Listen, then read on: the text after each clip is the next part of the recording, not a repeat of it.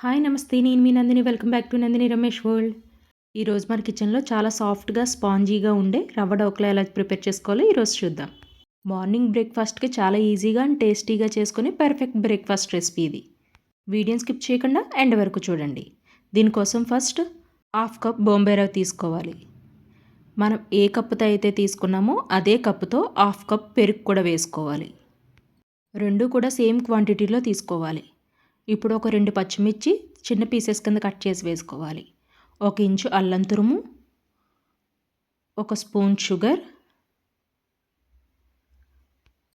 టేస్ట్కి సరిపడినంతగా salt add చేసుకొని ఇదంతా విస్కర్తో బాగా మిక్స్ చేసుకోవాలి.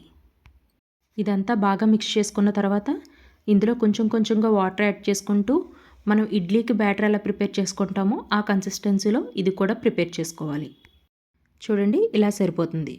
ఇప్పుడు ఇందులోనే ఒక హాఫ్ స్పూన్ బేకింగ్ సోడా వేసుకోవాలి. మీరు బేకింగ్ సోడాకు బదులుగా ఇనో కూడా వేసుకోవచ్చు. ఇదంతా ఒకసారి బాగా మిక్స్ చేసుకొని పక్కన పెట్టుకోండి. మీ దగ్గర కేక్ బేక్ చేసుకునే ట్రే ఉన్నా పర్వాలేదు, లేదంటే ఏవైనా బాక్స్లో అయినా సరే ఆయిల్ అప్లై చేసుకోండి. ఇప్పుడు మనం ప్రిపేర్ చేసుకున్న బ్యాటర్ని ఇందులో వేసేసుకోవాలి. ఇది ఒకసారి ట్యాప్ చేయండి, ఏమైనా ఎయిర్ బబుల్స్ ఉంటే పోతాయి.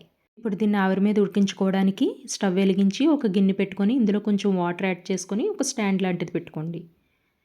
ఈ రవ్వ బ్యాటర్ని స్టాండ్ మీద పెట్టి మీడియం ఫ్లేమ్లో పెట్టుకొని కుక్ చేసుకోవాలి. చూడండి, ఒక 10 నిమిషాల తర్వాత మనకి ఇది కుక్ అయిందో లేదో తెలియడం కోసం చాక్తో కానీ టూత్ స్టిక్తో కానీ గుచ్చి చూస్తే మనకు దీనికి ఏం అంటుకోకపోతే అది కుక్ అయిపోయినట్టే. చూడండి, ఏం లేదు కదా. ఇప్పుడు స్టవ్ ఆఫ్ చేసేసి దీన్ని తీసి పక్కన పెట్టుకోండి.